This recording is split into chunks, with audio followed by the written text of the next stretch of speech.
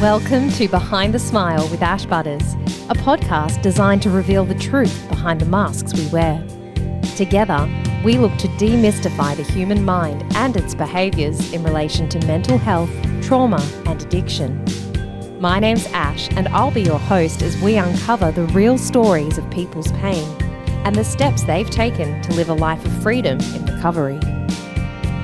From sobriety to spirituality, join me each week as we uncover the reasons why people seek recovery and how their lives have changed by living one day at a time. Hello everyone and welcome back to another episode of Behind the Smile. Today's guest is Aaron Thomas. Aaron is a 35-year-old second-year PhD student studying clinical psychology and behavioural neuroscience.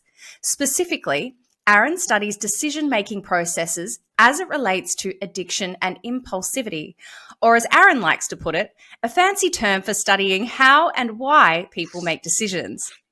Aaron was drawn to this field of work through his own personal experience with addiction and recovery, having gotten sober in 2010 at just 22 years of age. After living in Melbourne, Australia for 4.5 years, Aaron returned to his homeland of the US, where he continues to reside today.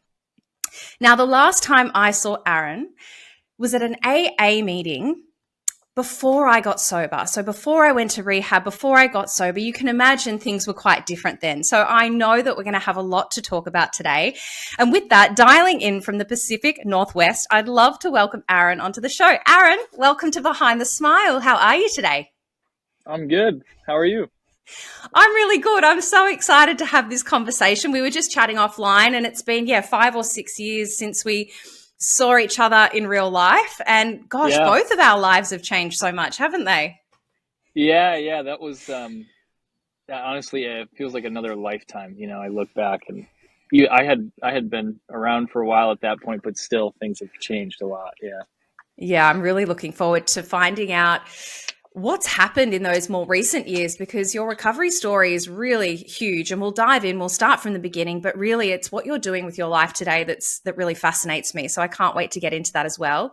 And I'm just, for anybody that's listening, I'm looking at Aaron now, and the background, the picture behind you is just like something out of a fairy tale. It's so green, so lush. You're living on, you said, a bit of land at the moment with a dog.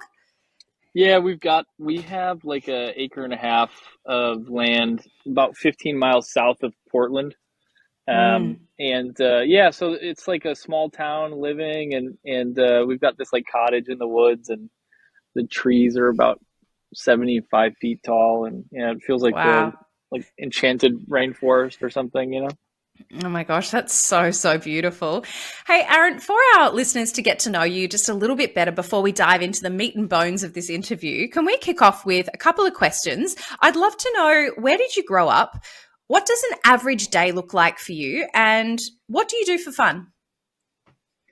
Yeah, so I grew up in Wisconsin, which is, I'm not sure. I don't know. Yeah, I don't know how familiar Australians are with the state of Wisconsin. It's not New York or Definitely California. Heard of it. Yeah, you've heard of it. Yeah, it's in the middle of the country. Yeah, I grew up in the Midwest and a pretty small town. It was like, 8,000 people or something like that, and wow, like fairly rural, kind of small town, conservative vibes, and a lot of alcoholism. It's where they make most of the American beer.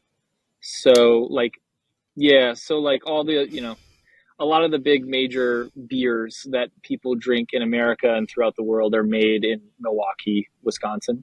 And so, so I grew up there, and lots of drinking, lots of drinking.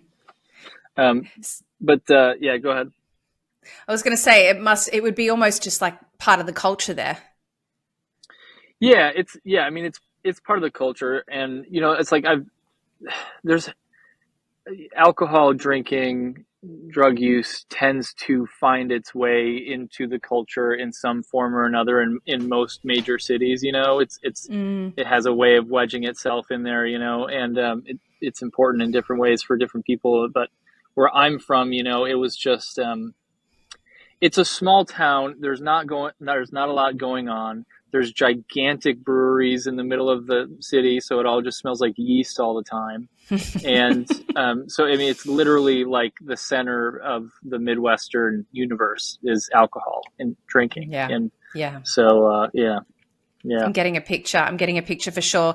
Tell me, as a PhD student, what does an average day look like for you? Oh, man.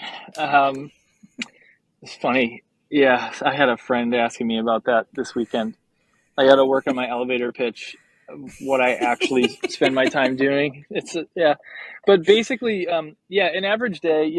I'm doing a PhD in clinical psychology, but what's slightly abnormal about my appointment is my research is in the Department of Behavioral Neuroscience. So we have a clinical psychology program that's, in psychiatry, and then you have behavioral neuroscience that is just its own thing. And so a lot of the other students, although there's not many of us, the other students sort of are squarely just in psychology, whereas I sort of have to split my time between the two different departments. There's a lot of overlap between psychology and neuroscience, but a typical with the clinical psych PhD, the idea is, they want you to be this hybrid, this perfect hybrid between a clinician and a scientist, right? So it's literally called the scientist practitioner model is the model of the program. And so I basically I spend probably 40% of my time in this behavioral neuroscience lab dealing with mice, rats. We have this study going on right now where we're looking at the genetic heritability of the trait of impulsivity, like how much is it heritable from parents, basically. And so I spend a lot of time putting rats in operant conditioning chambers and all this sort of complicated stuff. I do a lot of stats and a lot of so anyway, I spend a fair bit of my time in a research lab, and then on Mondays and sometimes Tuesdays I do my clinical work. So that means I'm under the direct supervision of a clinical psychologist at the hospital, and I see patients. And so right now I'm doing a lot of like exposure therapy, right? So for people with severe like agoraphobia and panic disorder and stuff, and then coursework. Yeah. So then like a lot of coursework where I'm learning a lot of stats and stuff like that. So. Wow. Tell me, how long does a PhD take in this kind of field? Yeah. So I got lucky, normally, the PhDs here are like jobs. So it's actually similar in Europe and Australia a little bit too. It's slightly different, but, typically it takes like 7 years for a clinical psychology PhD. I think the average is like 7.2 years or something. But I was fortunate enough that I got admitted to what's essentially a medical school that happens to have a PhD in clinical psychology. And so because it's a medical school, we don't have any undergrads, which means that I don't have to do any tutoring. And I don't have to do any teaching assistant stuff. So I get to just focus on my studies. So for me, it's 5 years. So it's 4 years it's 4 years of research, dissertation, blah, blah, blah. And then a year of like residency, like a clinical training that I go off to a hospital somewhere and I spend a year there. Yeah. My gosh. I know we're going to share with our audience who are listening here today where you came from. I already know a little bit of your story, and just to see what you've just shared with me and what you're doing in your life today compared to where you came from and the struggles that you faced and the adversity, like it just blows my mind. So everyone that's listening right now, hold on to your hats because this is an epic story. Now tell me, what do you do for fun, Aaron? Because that sounds like a lot of mental stimulation, and what do you do to release that? Yeah, I mean, I did a lot more fun stuff before I started my PhD. So like, but now I'm like redlining my brain all day, every day. But yeah, I'm a skateboarder. I've been a skateboarder my whole life. And, so like for example, when COVID hit, like when we were in the middle of, I was in a different city, but when COVID hit, all I did was skateboard. I mean, was the only thing you could do, So yeah, I skateboard, I snowboard, I spend a lot of time with my dog and my girlfriend, and yeah, I like to read. I do CrossFit, I I don't know. I'm one of the annoying CrossFitter people that likes to talk about it all the time.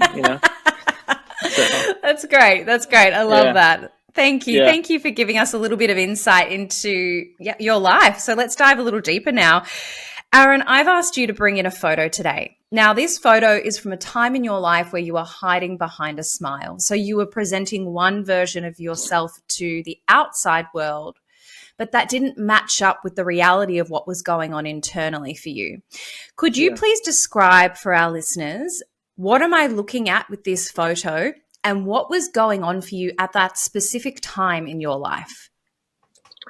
Yeah, I mean, that photo's funny. I'm looking like pretty despondent, like sort of like staring off into the distance. And it was a night of like heavy drinking and drug use and stuff. And what was, I definitely was trying to portray to everybody that I was fine. So I'm probably like, I don't know, I'm probably like 21 or something in that photo.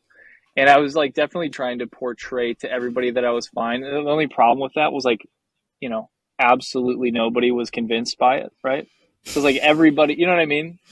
Yeah. It's like it's corny. It's like the only person I was fooling was literally myself. Mm. Everybody knew I had a problem. Everybody was worried about me. My family and partners and friends are sort of like following me around, checking my pulse, making sure I'm still breathing all the time. Like, yeah, it was. I had been going pretty strong, since I was about 15, with drinking and using drugs and stuff. And so by the time I was 22 or 21 or whatever, when that photo was taken, I was exhausted in the sense of like, especially in those later years, I was sort of carrying around this, and this was pretty repressed, right? Like consciously at the time, I probably wouldn't have been able to articulate it to you, but I was carrying a deep sense of almost like existential guilt, where I felt like I was so clearly not living up to what I thought I could be in my heart, So, like, whoever this person is that I am now, where by certain metrics I'm doing pretty good, or I've gotten pretty far, this guy that I am now was in there and wanting to be able to see the light of day, basically. And so yeah, I felt a lot of shame, and it was really repressed, and I wasn't able to talk about it. I didn't have any words for it. And, I just, and I think, the last thing I would say, sorry, I like to ramble. The last thing I would say is I was 21 or 22, and I truly felt like I was just an unsupervised 11-year-old, that's how I felt. It's like those old skits from back in the day where the 12-year-old kid puts on his dad's clothes for a job interview, and the clothes are all baggy and don't fit, and they're huge, and it's like this comedic scene, and yeah, I felt like that. I felt like a little kid for sure, trying to pretend that I was an adult. Yeah, that sounds like it would have been really, really uncomfortable and really lonely at times, having that shame and that existential guilt that you describe. Can you take me back to, so you mentioned the age 15 where you started drinking and using. Yeah. What was it that led to that? Because, we all start experimenting, but I suppose the difference between those of us that then have this progression where it becomes something we no longer can manage or control versus somebody who maybe smokes a joint or tries a beer and goes, yeah, that was okay, I'm going to leave it. What was going on for you mentally, emotionally, spiritually at that time that led to this progression?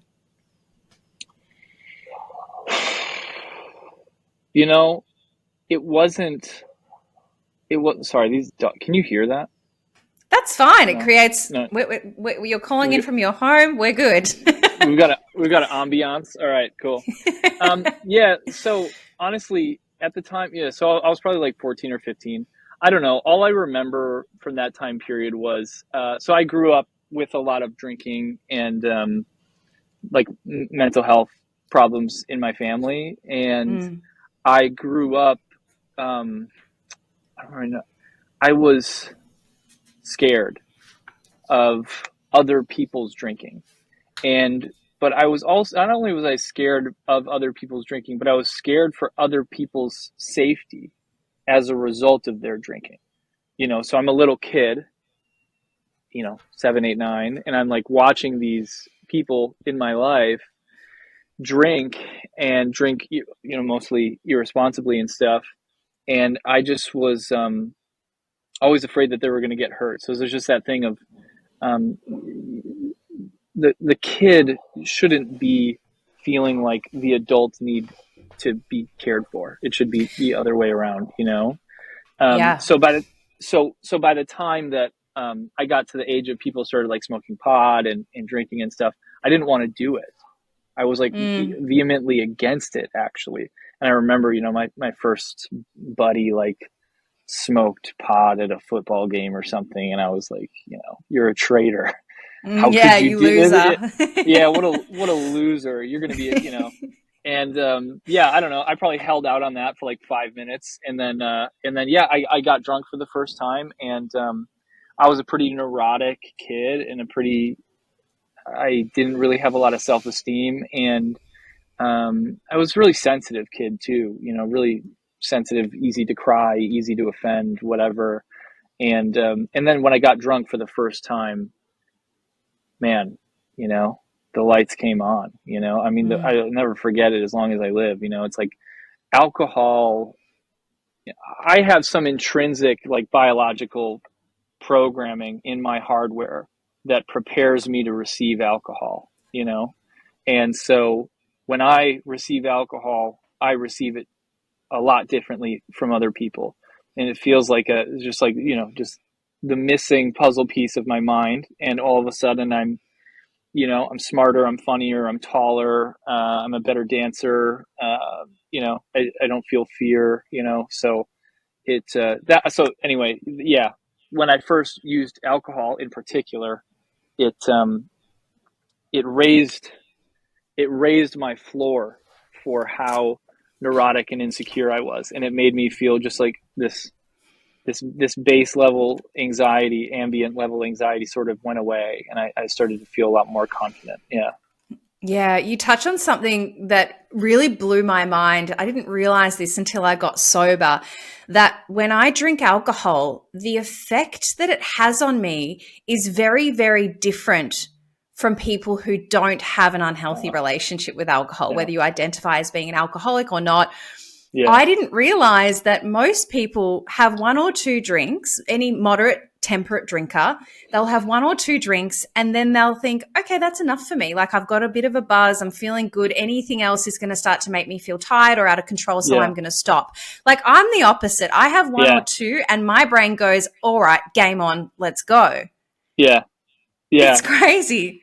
No, it's unbelievable. And then, when you get sober and you've been sober for a while and you then meet those people that can drink normally, it's like literally meeting a Martian. You're like I have never related to anything less in my life. Like, you know what I mean? Like, I don't understand. It's so funny you say that. I remember one time I was in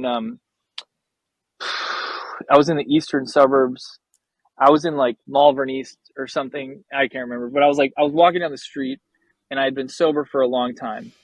And I walked past this pizza place, and I was doing fine. I wasn't, this isn't like a story of like, oh, I almost drank or anything. Like, it was just one of those moments where you sort of have like this realization, like what you're talking about.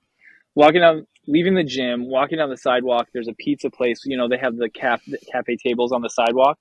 And there was like a half-eaten pizza and like 3 glasses of wine that were all half drunk, the half full, and no one was sitting at the table, and the check had been paid.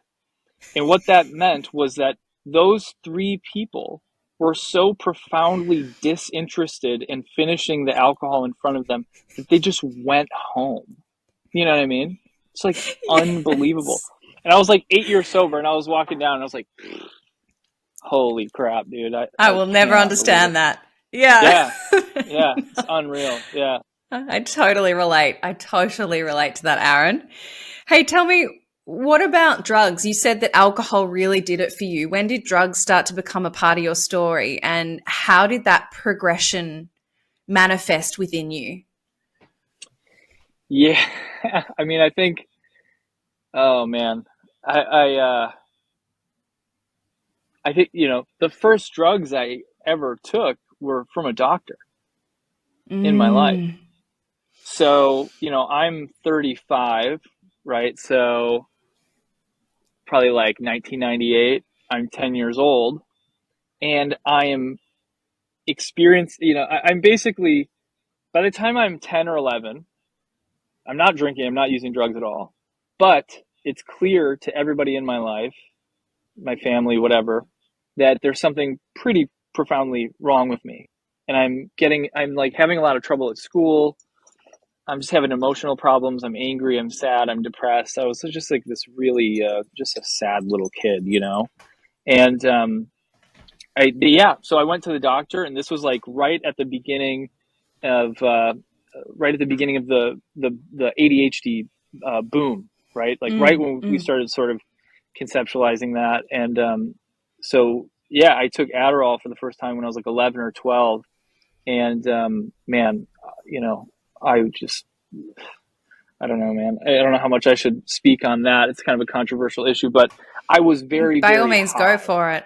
Mm. Yeah. So, okay. Mm.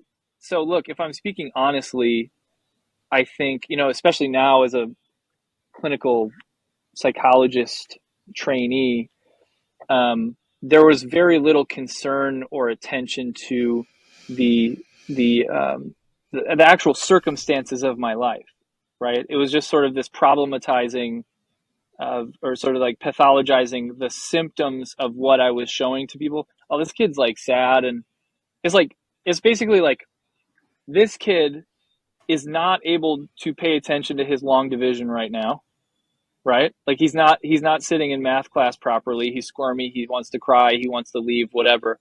You know what this kid needs? He needs 30 milligrams of extended release government grade amphetamine. That's what this kid needs. You know what I mean? And Mm. and I'm sure it works for a lot of people, and it's a good thing for a lot of people. I'm not like shitting on that in general. I'm just saying, like, for me at 11 years old, I wish somebody had just said, like, are you okay, man? Like, are you Mm. are you okay? And nobody asked me that. They just gave me pills, you know? Do you think like therapy would have been a better alternative in that time? Yeah, I mean, I think that therapy therapy wouldn't have neutralized the fact that I have a biological predisposition towards alcoholism, right? Mm. Like therapy Mm. wouldn't have neutralized that and taken that out of my DNA. I probably would have still ended up, I don't know, having some run in with substances.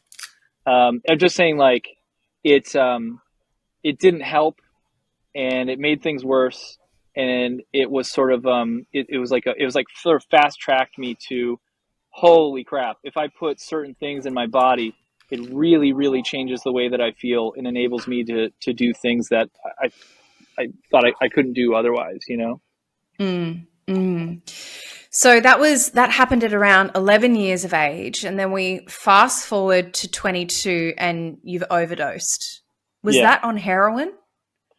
It was actually on Oxycontin. Yeah. Okay. Okay. Talk me through from 11 to 22. What happened there? So basically, like,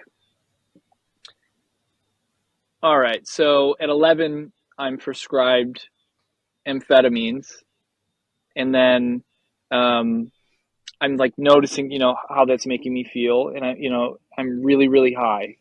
It's just unbelievable, and I was so high. But then eventually, a couple years go by, and I start mixing alcohol and marijuana and like other drugs with Adderall first thing in the morning. So like, I remember, for example, I don't know, I started smoking weed probably around like 14 or 15 was when I started Yeah. smoking pot. And I remember the first time, I don't know how y'all do it over there, but like a lot of like kids like me, we would wake up at like 7 a.m., meet up with our friends and drive around in the country and smoke as much weed as we could, before we went to high school or middle school or whatever.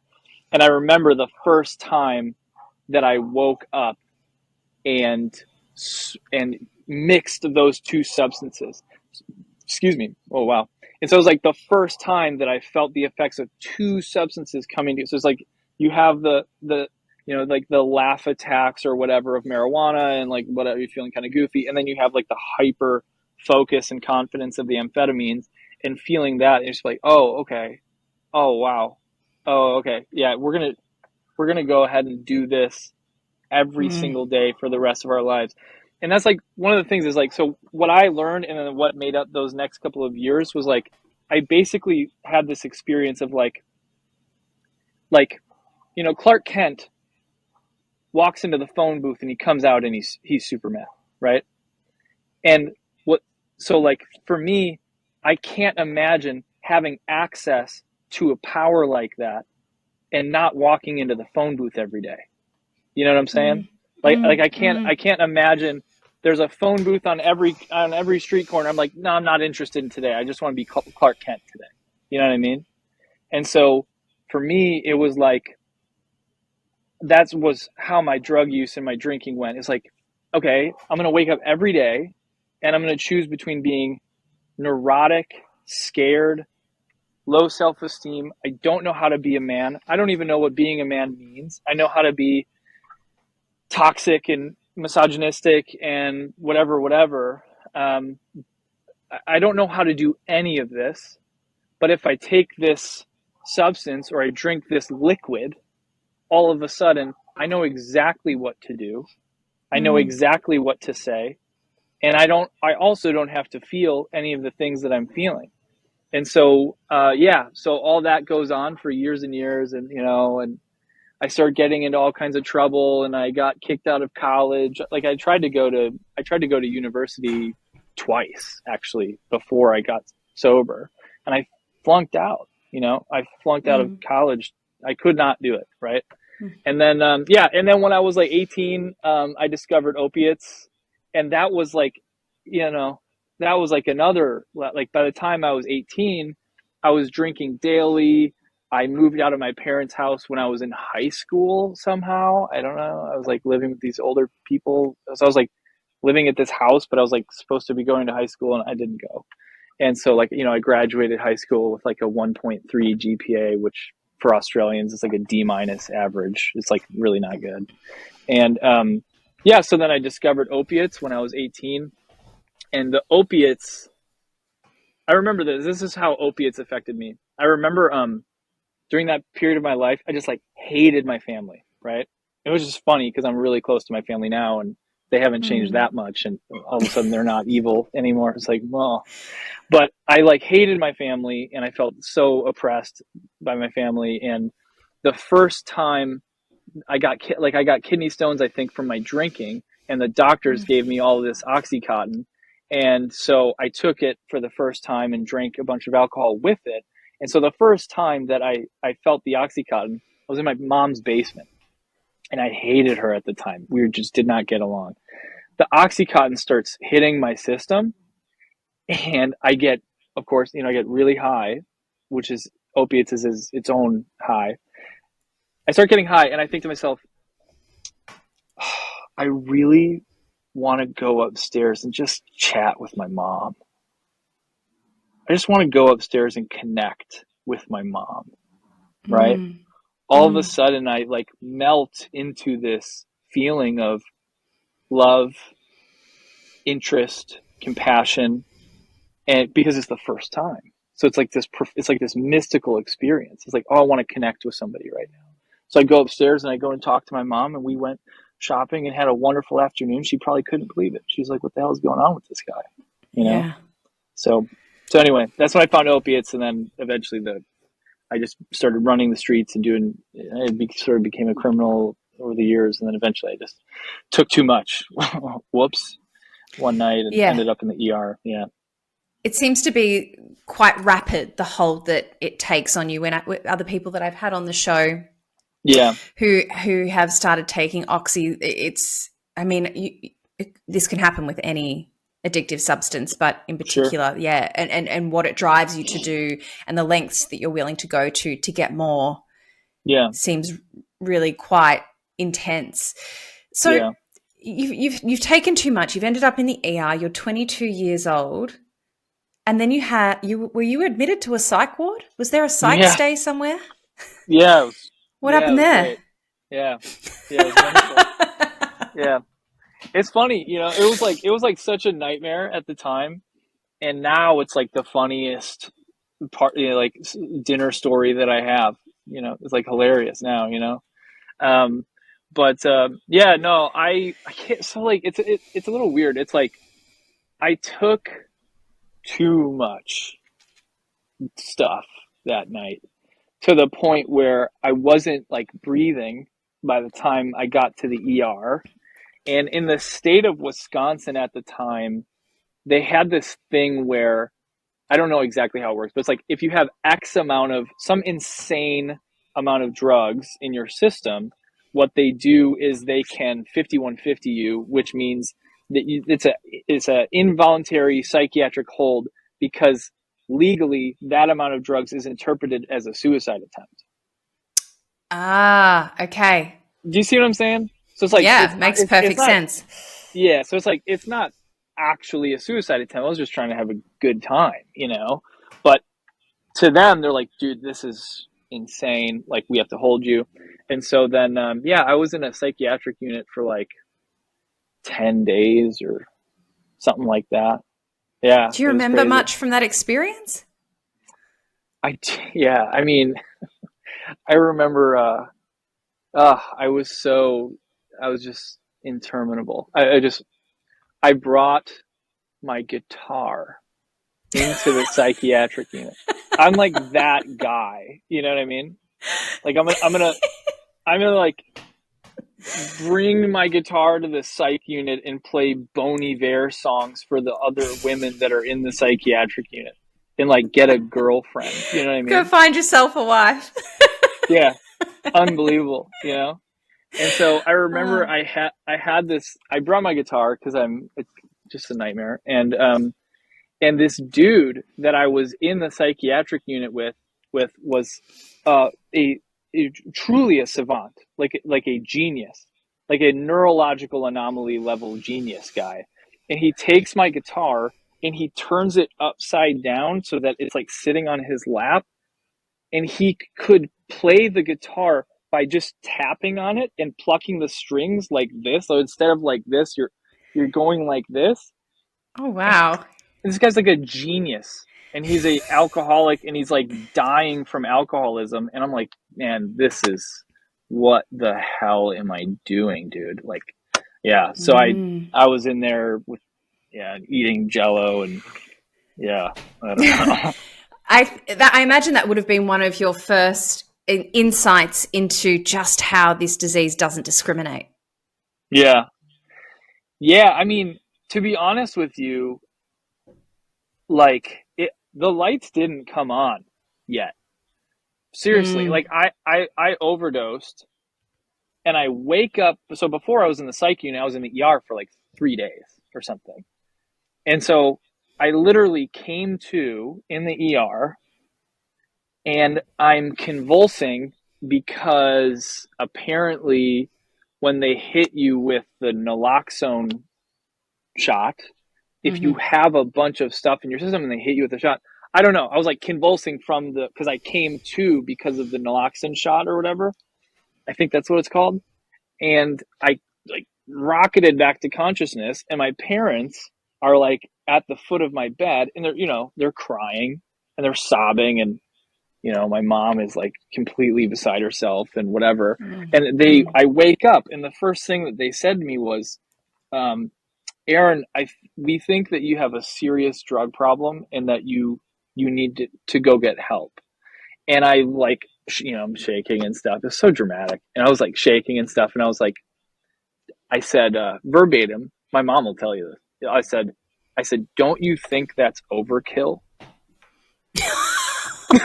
It's unbelievable, dude.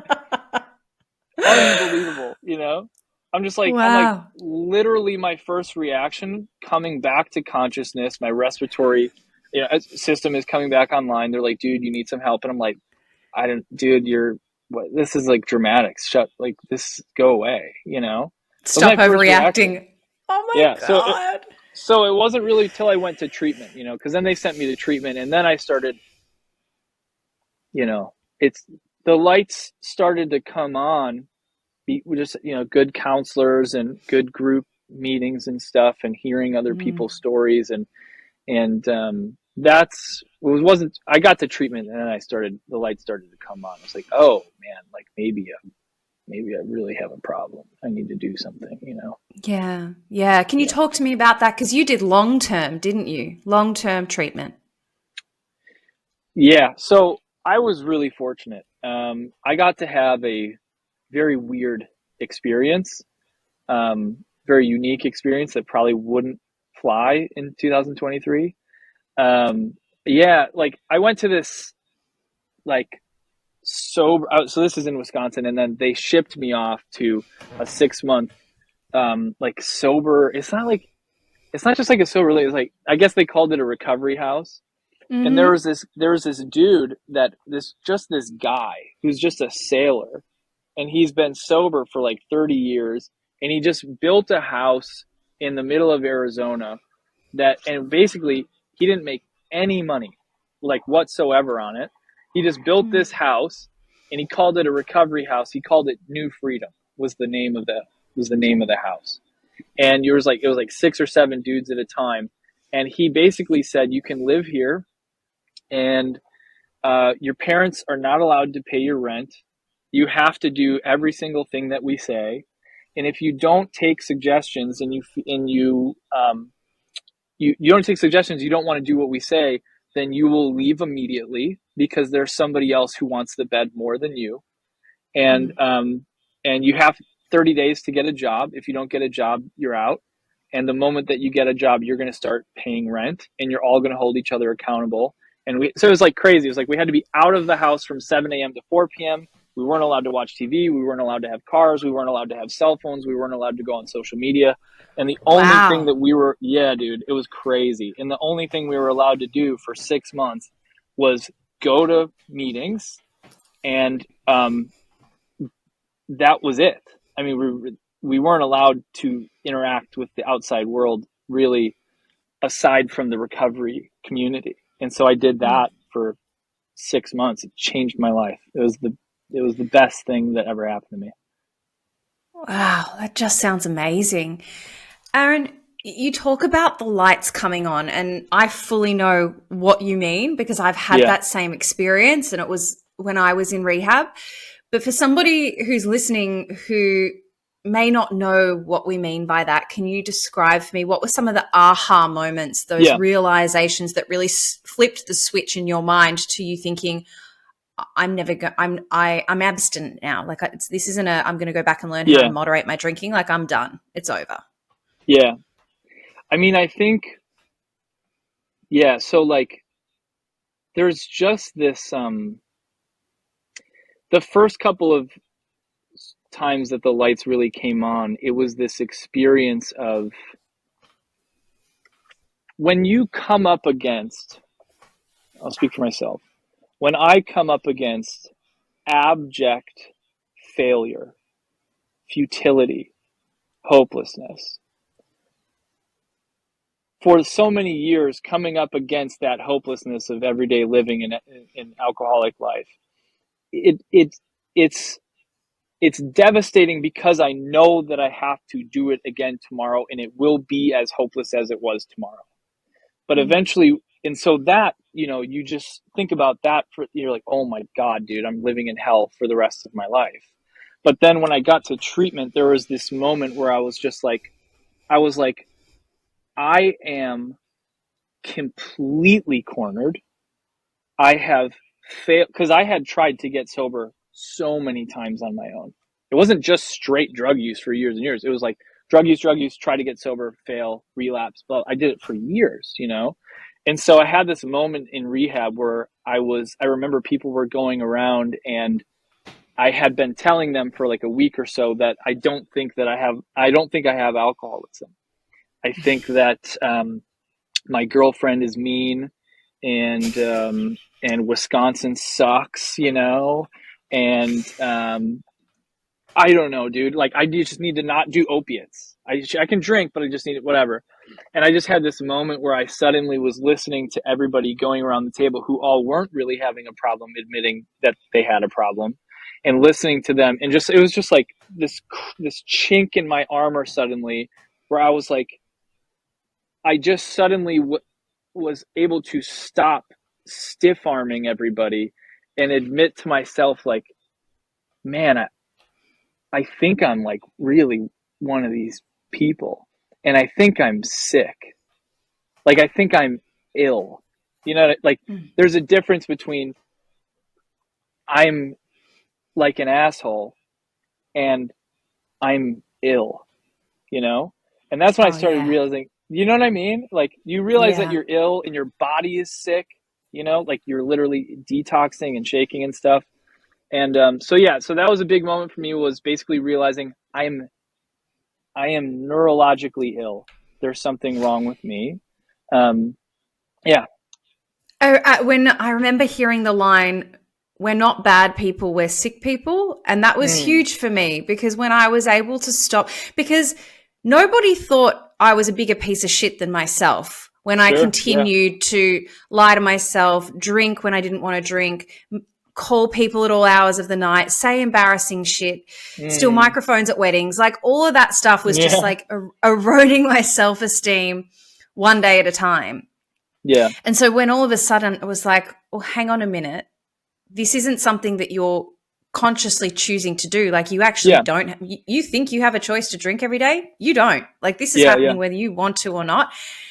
It's not that the sense of responsibility was handed over. I knew the responsibility and the onus and the decision to get well landed on me, but it was like, I was in that moment, I was able to stop beating myself with that stick. Yeah. Yeah. No, 100%. And it was like, it's like, so like, I think I knew on some level that I had a disease.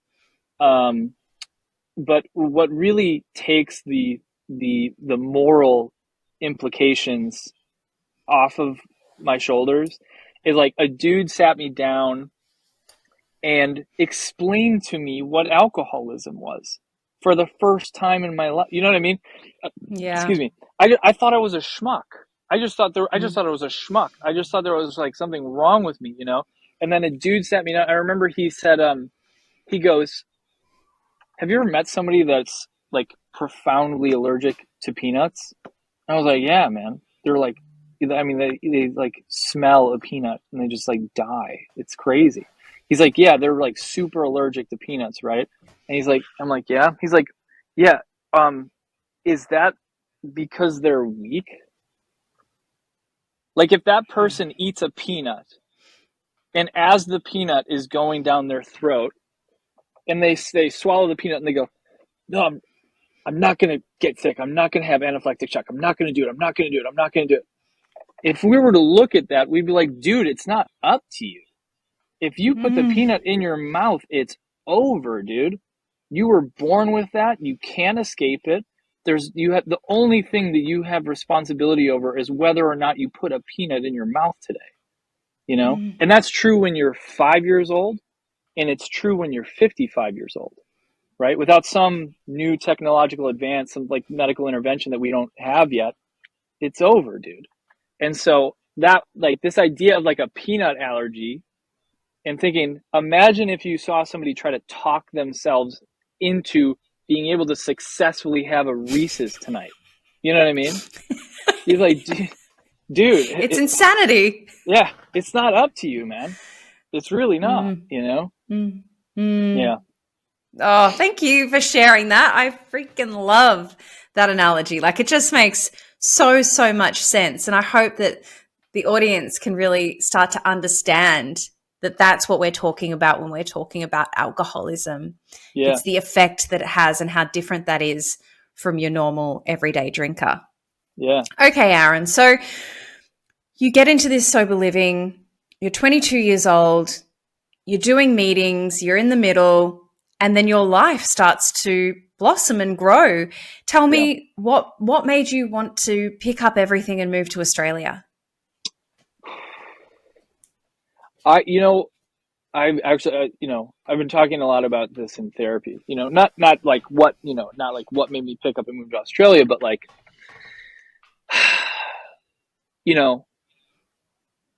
I spent a lot of time living as a criminal and, or just, for me, I've like reclaimed the word junkie for myself. You know what I mean? Like, I know that like other people, like, so there's a social stigma to that, but for me, I feel like a sense of like sort of almost like pride. Like it's like me, it's like I lived as a junkie for a really long time, and I know what it's like to live like a junkie and be dope sick and be skinny and just be puking. Like I know what it's like to live that way, and so I lived that way for a really long time. But the entire time that I was living that way, there was this voice inside my head. I remember one time. I swear this is related. I was dope sick. I was so sick, and it's like 11 o'clock at night, and I'm in a fucking Little Caesars parking lot. I don't even know if you guys have Little Caesars. It's like a pizza place. It's not great. It's not great. Like Pizza Hut. Yeah, but like way worse. Yeah. And so I'm in a Little Caesars parking lot. It's 11 o'clock at night. I've been dope sick all day, and I feel like I'm going to puke. And I remember just sitting there, like listening to the radio and and I just had this like brief moment of self-awareness where I was like, man, like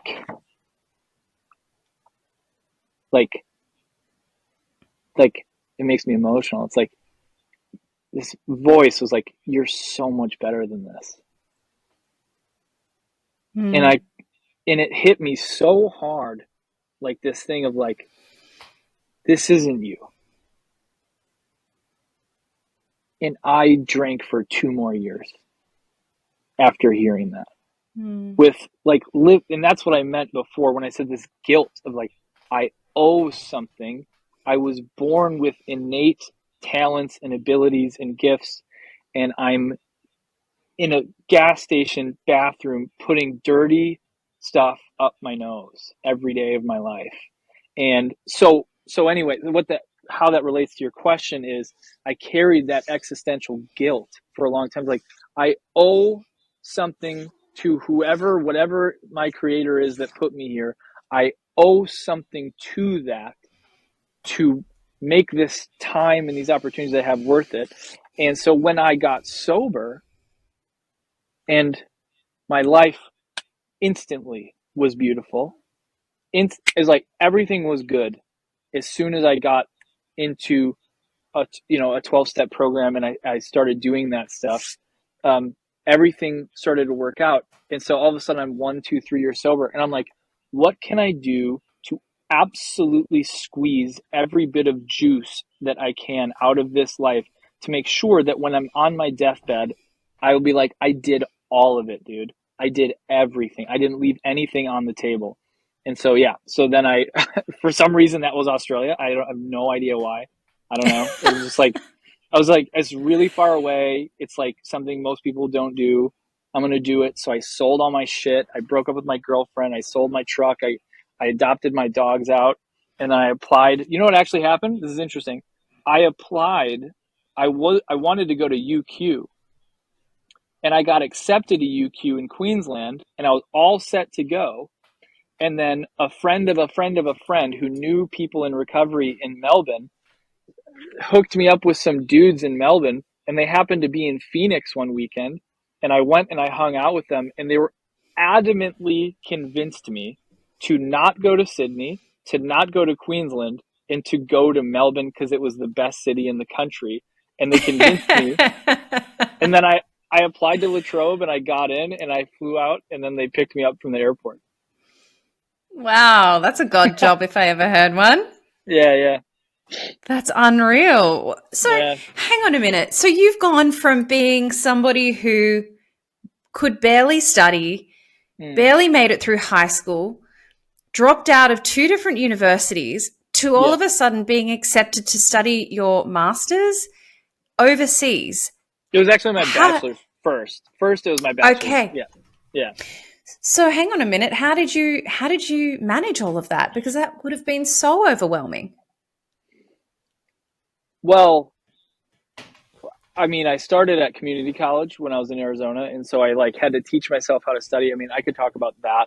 I mean, that's a whole other story, but basically I decided I'd never been to school really, you know? I didn't even do high school. And so I didn't know, but like, I love to read, and I don't know, somebody gave me a neuroscience book and I read it and it blew my mind and whatever. And so, I had to teach myself how to study. And then eventually I got enough credits under my belt that these schools in Australia would take me. And how did I manage it? You know, honestly, I didn't at first. You know, I was from 2014 to 2016, it was the most profoundly mentally ill I've ever been in my life. I was having panic attacks, which I had never had before. Really. I had maybe a couple, but when I was doing my bachelor's and I was living in Richmond, for a while, and I'm doing my bachelor's, and I don't have money. My family, I don't come from money. So I was having to work like full time as a disability worker while going to school full time. I started having panic attacks, man. Panic attacks to the point where in Richmond, Swan Street, there's a Kohl's right there. I was in the Kohl's on Swan Street looking at peanut butter, trying to pick out what kind of peanut butter I had. And I lost consciousness. And people say tunnel vision, like in movies, they're like, oh, he had no, I literally I was like seeing through a tunnel, and all of a sudden it's hard. If you've had a panic attack, if anybody listening has had a panic, they know what I'm talking about. I had an unbelievably dramatic panic attack in the Kohl's on Swan Street, and I walked out onto the sidewalk and laid down on the sidewalk in front of all the people walking past and called the ambulance because I was so convinced I was dying. And they came and picked me up, and I just cried into the lady's arms, and she was like, "Oh, honey, this is a panic attack. You're not dying." Oh, wow. I was like, "Holy shit. Okay, can you take me home?" And she's like, "Yeah, honey, I'll take you home." You know? So I didn't at first. And so, but eventually I had to learn how to meditate. Meditation probably saved my life. Really, during that period, meditation saved my life. And the way I had to combat that stuff was there's no drugs that were going to fix that I was willing to take. There's no book I could read that's going to fix that.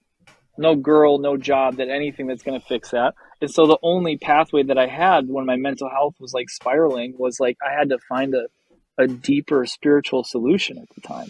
And that's what I did. And I also leaned on my friends in recovery programs too, you know?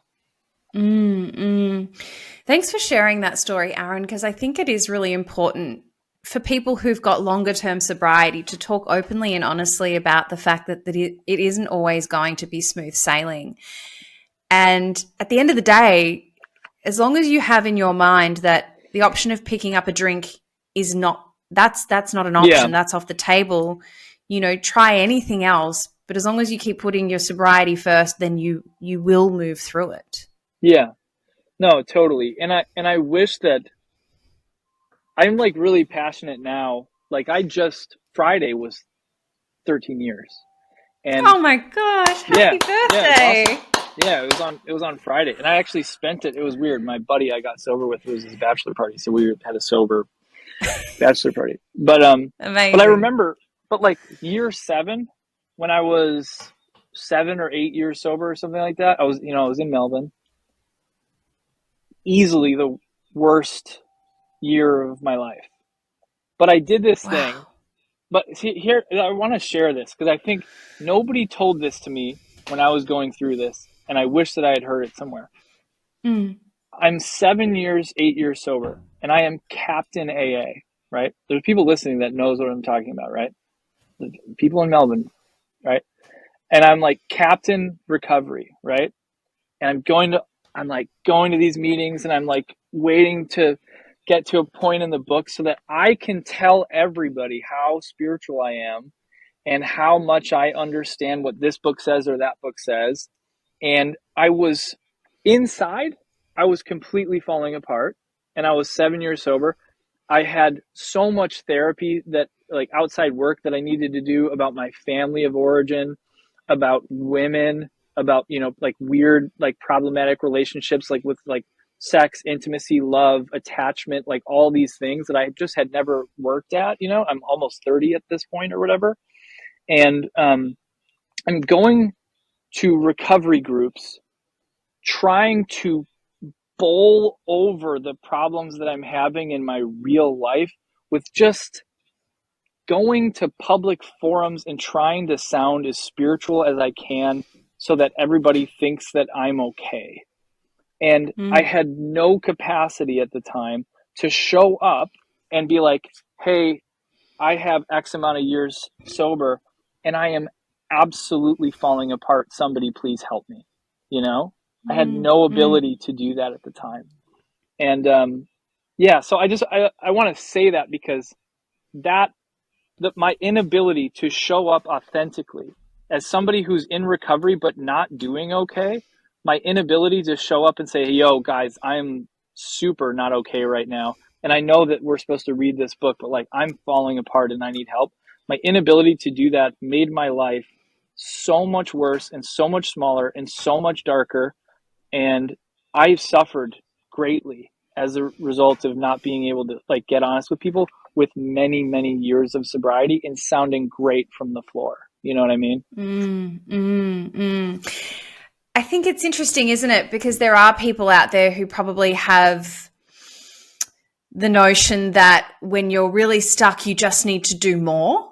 Yeah. And I know that doesn't work. And like you just said, outside help is so, so important to address those different issues, to be able to lean into that. And what you just said about being able to share openly and honestly from the floor as well, I think is important. It's something that my sponsor has really shown me in the way that she shares, is that she shares currently exactly how she is. And she does that to let people with less time know that it's okay and know what the reality of a life sober is, because it's not always easy. In fact, it can be really, really challenging at times. Life can be really spiky, like there's sharp edges and we want to numb them somehow. But, we don't really get to do that in recovery or a life in sobriety. We have to learn how to live and feel and experience everything stone cold sober. Yeah, no, absolutely. And I was like, totally like what you're saying your sponsor does. Like I would go to these places and I would see dudes with, I don't know, like literally been sober longer than I've been alive. And it was maybe I just wasn't ready to hear. I don't know. But what I recall hearing is like, hey, my name's Joe. I've been sober for 36 years and I haven't had a problem in about 2 decades. So, Yeah. You know what I mean? It's like, hey, yeah, for guys, sure. It's out there. Yeah, say your prayers and meditate before bed, and you're gonna make $1 million, and it's just gonna be great. And I was like, dude, like that is not my experience right now. Like I need help. And so, yeah, when I was able to finally ask for help, I've heard it referred to. Me and talk about this a lot, where we would always talk about this idea of like the second surrender. There's a first surrender when you come in and you're like, dude, I think I have alcoholism and I think that I am smoked. I don't think there's anything, it's over, dude. And you sort of surrender to that, and there's a real catharsis in that. And then there's this thing of like, they call it like the 7-year itch, right? Or the second surrender. And it's this idea of like, okay, I surrendered alcohol and drugs and everything got actually way better.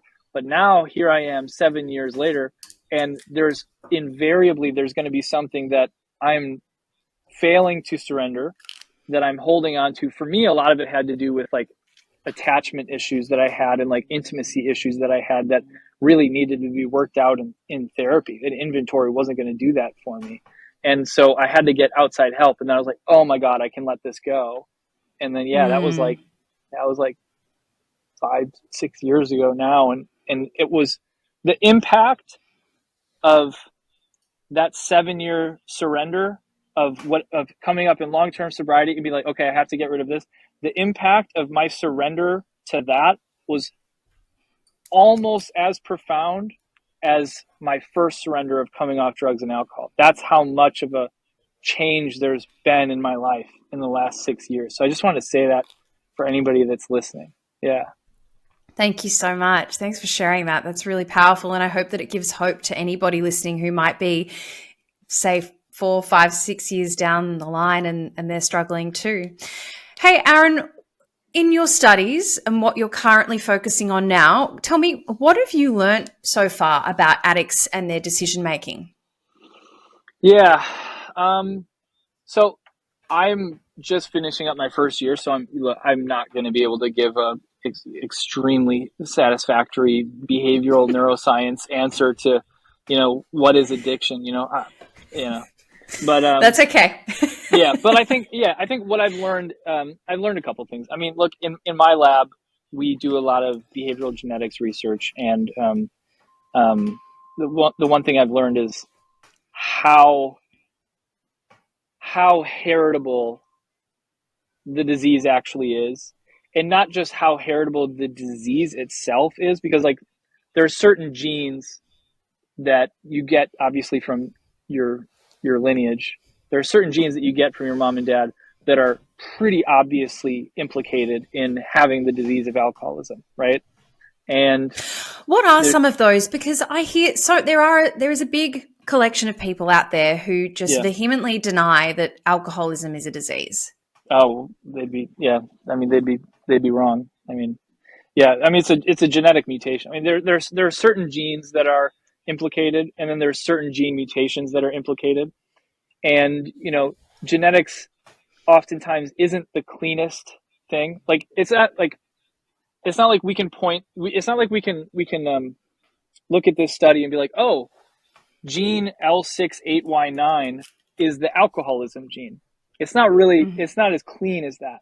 It's a constellation of different genes that work together, and also genetic mutations sort of adjacent to those primary genes that sort of work together, that when you look at them across a population of a sample of like 30,000 people, and you sort of cross-reference like these genes and sort of genetic mutations with problematic drinking that's self-reported in this sample of 30,000 people, as a result of like pretty complicated statistical analysis that I can't really get into here, you see it's pretty much inarguable that these genes have been passed down from these people's parents and are implicated not only in the disease of alcoholism, and people can quibble about the word disease, but like it's whatever. But like those are clearly implicated in the disease of alcoholism. But not only are they implicated in having alcoholism, they're implicated in certain personality structures that uphold alcoholism, right? So an inability to, it's like, I don't know, it could be like high neuroticism, which is like, people throw that word around a lot, but it really means something. It could be highly neurotic. You could have there's really specific measures that we have of impulsivity, which is what I study. And so there's specific analyses that you can do on a given person. You can put them through these cognitive tests, which is what I do. And, it'll be like 144 questions. And as a result of going through these 144 questions, off the back end of that survey, I can do a bunch of math and sort of graph out these things called indifference points, blah, blah, blah, that basically makes me able to come up with a number. It's just a number between 0 and 1 that represents the extent to which that person is unable to inhibit their own behavior, how impulsive that person is. So we can predict or understand with a fair bit of reliability how impulsive is somebody. And what they find with people who have the disease of alcoholism or addiction or whatever you want to call it are what they call, in my field, we call them high discounters, which is it's a high discounters, which is just a really fancy way of saying the farther away that a reward gets from somebody on a timeline, the less important it is. Very simple. It's like a piece of cake right now means a lot to me. My favorite piece of cake, you're like, dude, you're going to have it in 5 minutes. It's going to be unbelievable. I'm like, oh shit. Okay. That's really salient motivational cue for me. I'm like, oh damn, I can have it right now. But the moment that you say, oh, that piece of cake, actually, it's not going to be here till next week, I discount the subjective value of that piece of cake exponentially based on how far away from me it is. So I don't value it the farther away from me it gets. And how that plays into recovery is if like, for example, if I'm on heroin and I have this idea in my mind of, like, for me, back in the day, I had this idea of like, man, if I could get sober, this life that's out here in the future, this life I really, really want it, but it's kind of fuzzy and granular because it's like pretty far away. Man, if I could get that life, that would be, on some level, I want it so badly. But because it's off here in an abstract, distant future, and it's, say, a year from now. Well, if I got sober and I got a year of sobriety, a year from now, my life would be amazing. So what's going to be more salient of a motivational cue for me? Is it going to be this abstract potential maybe life I could have a year from now? Or is it the dope man texted me 5 minutes ago? Right? Or I'm walking down the street thinking about this abstract life that I could have a year from now if I could just stay sober. And I walk down the street and I walk past a Woolworths and I look inside and there's a sale on Jack Daniels. Because that Jack Daniels is right now. And this life that I want is out here. And so people that have the genetic predisposition for alcoholism and addiction discount the far away things far more steeply than people that don't have alcoholism. Does that sort of make sense? Sorry, that was like a bit of a rant. Yeah. No, that was unbelievable. Yes, I'm just hanging on every word that you're saying right now, Aaron. Does that then play into relapse and how? Yeah. Because I imagine, because there's some people are chronic relapses and then other people just seem to go into treatment and get it first time. How does that then play out? Yeah, I mean, it plays perfectly into the hands of the disease. I mean, it's perfect. It's perfect. It's like, so one of the reasons I was admitted to this PhD program is because I had this idea of past discounting, right? So it's pretty easy to see, this recovery life that I want is far away. And so I'm discounting the value of that as soon as I get a more immediate stimulus. Like there's alcohol right here, right now, or there's this life that I could have a year from now. I'm discounting a future outcome, right? Which makes it easy for me to drink, right? But the other thing too is there's this idea of past discounting, how I discount the past. And then there's this area in the middle. So like last year, my best friend relapsed and died like 2 weeks before his 10-year sober birthday. So my friend is, no, it's okay. It's okay. And I mean, it's not okay, but I've done that work to heal that. And he was almost 10 years sober and he was a fucking genius. He was in medical school. He was a 4th-year medical student, summa cum laude in biomedicine at Northern Arizona University. He was the top of his class at a different university in Arizona where he was a medical student. He was just about to be a doctor, but he stopped doing the things that we need to do in order to maintain. He let the work overshadow the stuff. And so what so fascinating, at the time, it was just grief with his family. It was just grief. It was just like, holy shit, we never thought in a million years we'd be at this funeral right now, you know? But when I look at his relapse, I was getting ready to go to graduate school when he died. And I was thinking about how we discount future positive outcomes, and then how also we discount negative outcomes, and how that stimulus that's right here, like if I'm in a vulnerable spot and I walk and I see alcohol and I'm in a vulnerable spot, I discount the future good things even more steeply, and I discount the previous bad things even more steeply. Meaning that if I am 10 years in recovery, I have, prior to getting sober, I have 10 years of evidence of the nightmare fuel that was my life for 10 years before I got sober, how bad it was. Those are evidentiary, like, memory stores of, 10 years before getting sober, it was bad, bad, bad, bad, bad. I have those memories stored up here somewhere.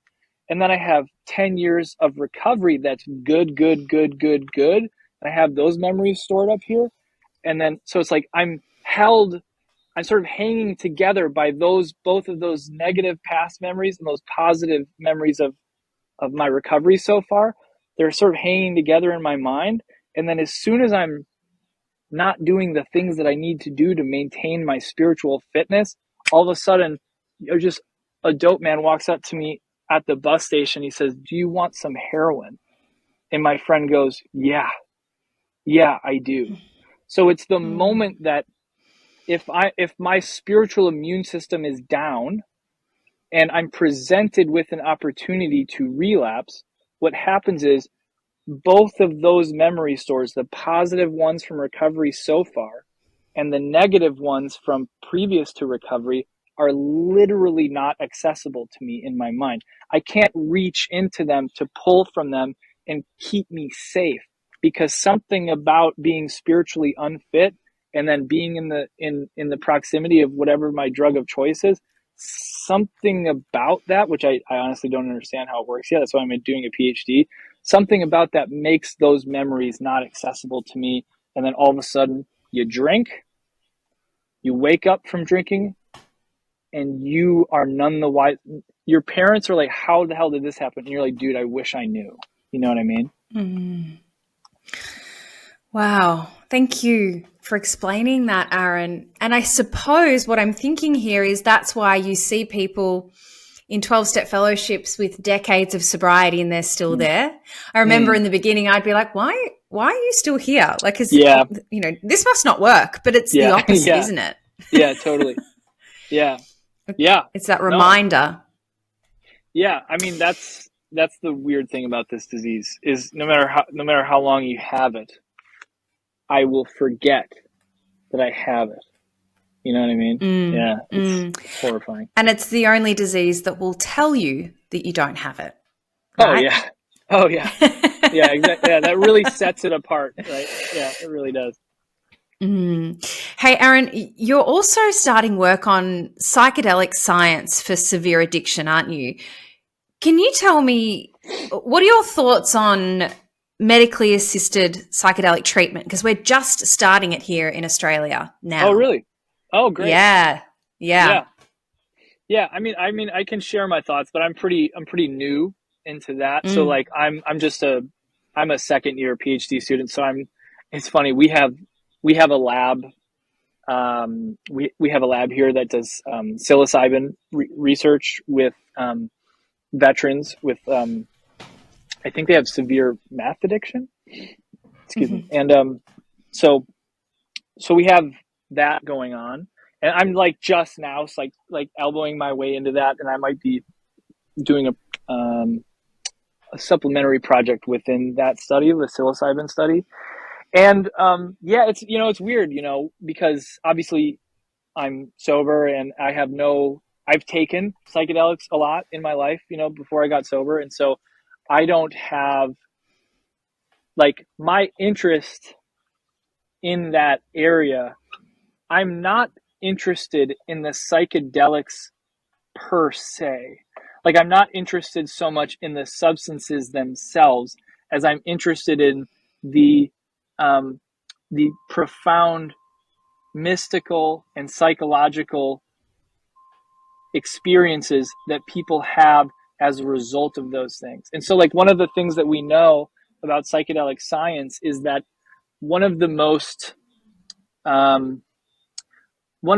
there's this guy named Roland Griffiths, who was basically the godfather of all psychedelic science. He's at Johns Hopkins. And I encourage anybody who's listening, just go listen to anything he's ever said and read. He's brilliant. And he has these studies, I believe, from the early 2000s at Johns Hopkins, where he was the first dude in like 40 years or something, to get a grant from the National Institute of Health to study psychedelics at a federally funded university. And he did this, I think it was in the early 2000s. Anyway, the reason why I got into it is because if you look at that data from those early studies from Johns Hopkins, there's a lot of stuff, I'm oversimplifying here, but one of the things that you find is that when alcoholics, these were alcoholics that were in this study, when alcoholics went through this study and took psilocybin mushrooms, the thing that was most predictive of whether or not they were able to stay sober in the future was the magnitude of the mystical experience that they had in the study.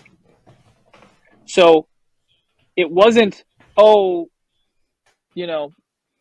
took a bunch of mushrooms and I saw like really cool colors and the sky was full of fluorescent lighting and now I don't want to drink anymore. What happens is they take the psilocybin as part of the study and they have a profound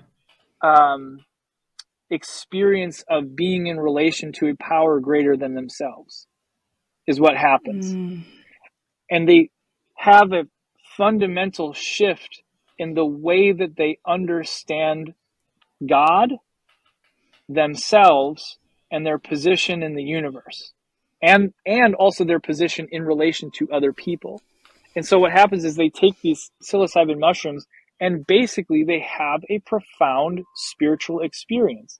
And to the extent that they have that spiritual experience, that, like, the dudes that take the psilocybin and go, oh, I had a 10 out of 10 mystical experience.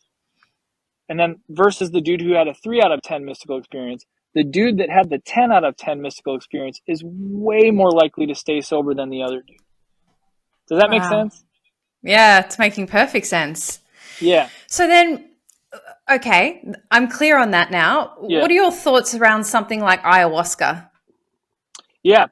Honestly, I don't really know too much about ayahuasca. I think that a lot of, not all of them, but a lot of these psychedelic drugs are implicated in like similar regions in the brain and seem to be doing relatively similar things. I mean, like MDMA is different, of course. Like something like MDMA doesn't really work quite the same as something like psilocybin, but yeah, I would imagine ayahuasca acts on a lot of the same receptors in the brain. And in terms of what that means for people in recovery, you know, I don't have a good answer for that. You know, I think I will say this. One thing I've learned over the years is that if something seems too good to be true, it probably is. And if some shortcut seems like, if there's a shortcut that seems like it's the promised way, that's gonna cut my work in half so that I don't have to do the hard yards of whatever it is that I'm trying to get to. That shortcut is to be looked upon with caution. That whatever that shortcut is. And so I do not advocate for people in recovery being like, yo, I've got 90 days. I'm going to go to Peru and take ayahuasca. And it's like, you know what I'm saying? It's like, because I've met dudes and women that have said that to me with, 6 weeks of sobriety. It's like, no. Just like learn your zip code and go to therapy.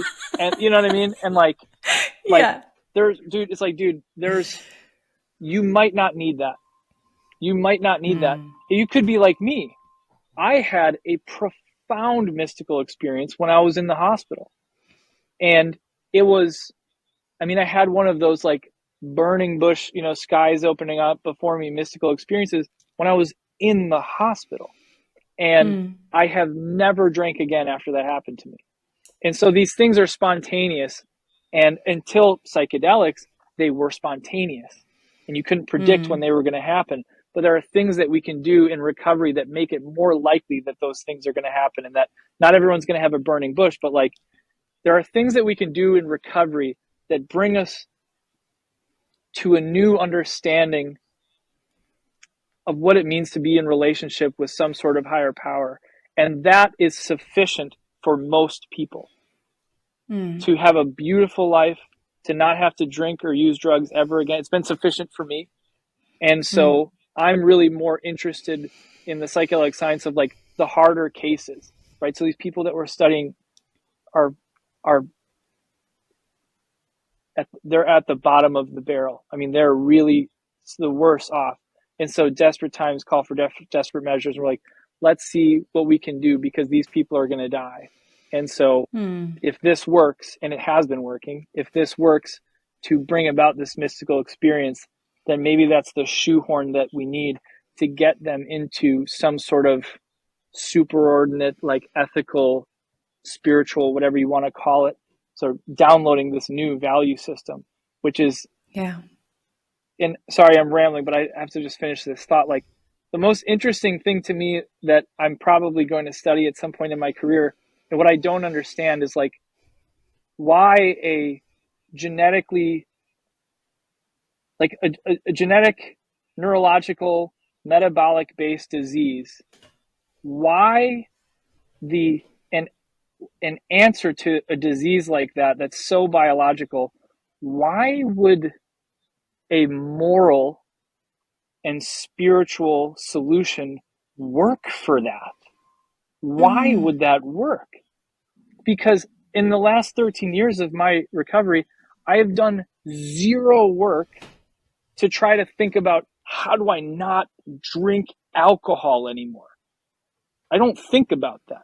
I think about how to have an ethical and spiritual code that makes me a good man, that puts me in touch with whatever this thing that people have called God.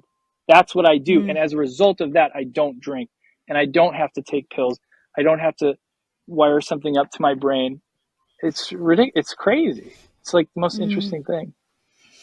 I can't wait for you to do that research. Yeah. I'll be so ready to read it.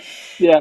So then, in its simplest form, Aaron, we're coming to the end of this conversation. I feel like I could talk to you for hours, but I'm mindful of the time. In its simplest form, I've got 2 questions left. What are the things that you do daily that maintain your spiritual fitness? Yeah.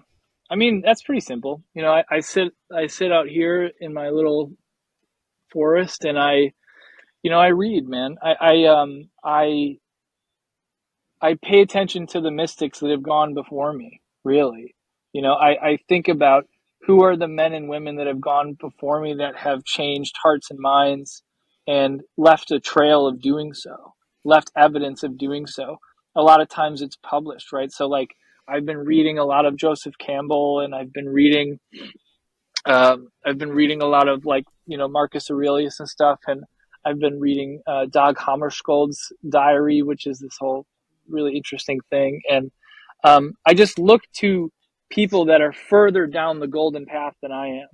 And I try to glean what wisdom I can from what they've left behind. And then, I meditate and I pray. And, you know, most importantly, like before I sit on this chair out here, and I just think every morning about like every single thing that's in my life right now is absolute bonus points. I am completely overpaid. You know what I mean? And so before I start each day, I start complaining, and because I'm so scared all the time and I complain all the time. I just try to think about like, I'm so lucky for my partner. I'm so lucky for my house. I'm so lucky that I'm alive right now and I get to have this life right now. And I just try to like really, I guess it's gratitude, but yeah, I try to like think about that each morning from like a deeper place. Yeah, that's really beautiful. Thank you for sharing. Yeah. Aaron, we have a closing tradition. It is yeah. one final question that I'd love to ask you now. Cool. Tell me, what are your 3 non-negotiables that allow you to live your life today happy, joyous, and free? Yeah, I think 3 non-negotiables is prayer is not negotiable. And it reminds me of this Soren Kierkegaard quote, which is praying doesn't change God's mind, it changes the mind of the one who prays. And so I think about that. And so, yeah, prayer. I have like recovery meetings and fellowships that I attend constantly. And then I think the last non-negotiable is basically I have to keep it real. Like I can't act better than I am, meaning if I'm not doing okay, which plenty of times I'm super not okay and I'm really stressed, I have to go to somebody and be like, dude, like I'm in so much pain and I need help. And I think that's probably the linchpin, really, is just keeping it real, basically. Yeah. Yeah, absolutely, which ties in so perfectly to the overarching theme of this podcast, which is just stepping out from behind the smile and, you know, living an authentic life and knowing that it's okay to do so. Yeah. Hey, Aaron, this has been freaking awesome and I've loved every single second. I can't thank you enough for giving your time so generously here today. We say here on Behind the Smile that when we recover loudly, no one needs suffer in silence. So thank you for being a part of this mission and being here with me today. Awesome. Thank you. I appreciate it. Thank you so much, Ash. Thanks, Aaron. A big thank you for tuning in today. If you'd like to support the show, you can do so by clicking the subscribe button and leaving a review. Every review helps this podcast become more discoverable, meaning more people can hear these stories of strength and hope. Together, we will continue to remove the stigma around mental health, trauma, and addiction. Remember to reach out to those you care about, and I'll see you next time.